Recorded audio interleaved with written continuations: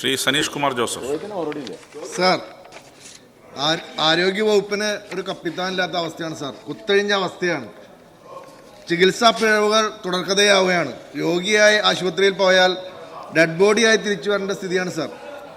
ചാലക്കുടിയിലെ ഒരു regional training institute നിർമ്മാണം കഴിഞ്ഞിട്ടിപ്പോൾ 5 വർഷം കഴിഞ്ഞു.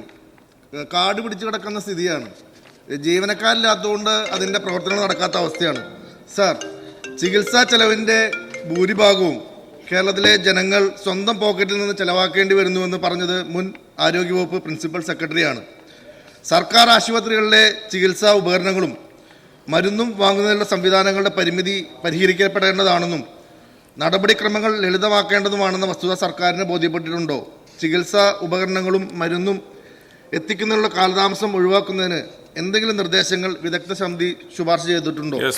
സാർ, ബഹുമാനപ്പെട്ട അംഗം ആദ്യം പറഞ്ഞത് UDF കാലത്തെക്കുറിച്ചാണെന്ന് തോന്നുന്നു സാർ. കാരണം ഈ തൃശ്ശൂരിൽ ഉൾപ്പെടെ, ഇപ്പോൾ തൃശ്ശൂരിൽ അദ്ദേഹത്തിൻ്റെ ജില്ലയിൽ ഒരു ജില്ലാ ആശുപത്രിയുണ്ട് സാർ.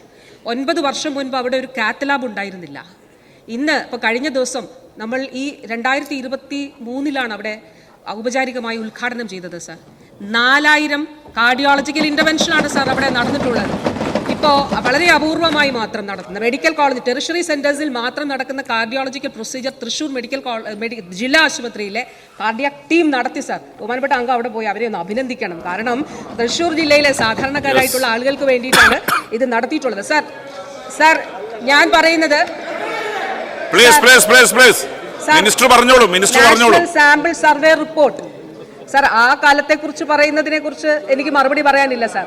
ഞാൻ പറഞ്ഞത് national statistical sample survey report. നമ്മുടെ ഫോൺ ഇവിടെ നിന്ന് പുറത്തിറങ്ങുമ്പോൾ ഒന്ന് ഗൂഗിൾ ചെയ്ത് നോക്കണം സാർ. ഇത് നമ്മുടെ മുന്നിലുള്ള ഡേറ്റയാണ്. ആ ഡേറ്റ ഞാൻ ഒന്നുകൂടി ആവർത്തിക്കുന്നു. ഔട്ട് ഓഫ് പോക്കറ്റ് അതായത് 2 കാര്യങ്ങളാണല്ലോ സാർ. സൗജന്യ ചികിത്സ പരമാവധി നൽകുന്നു സംസ്ഥാന സർക്കാർ. ഈ മാറ്റം ഉണ്ടായത് ഈ കാലഘട്ടത്തിലാണ്. SHA സ്ഥാപിച്ചത് 2019 2020-21 മുതൽ ഫംഗ്ഷൻ ചെയ്യാൻ തുടങ്ങി. അന്ന് UDFന്റെ കാലത്ത് 30,000 രൂപയായിരുന്നു. ഇത് പറഞ്ഞതുകൊണ്ട് പറയിക്കുന്നതാണ് സാർ. കാരണം ഇതിൽ ഇങ്ങനെ വ്യത്യാസത്തോടെ മാറി നിന്നല്ല, ജനങ്ങളെ ഒന്നിച്ചു ചേർത്താണ് നമ്മൾ ഇതിൽ മുന്നോട്ട് പോകേണ്ടത്. 30,000 രൂപയായിരുന്നു അന്ന് ഇൻഷുറൻസ് ഒരു കുടുംബത്തിന് സാർ. ഇന്ന് എത്രയാണ് ഒരു വർഷം?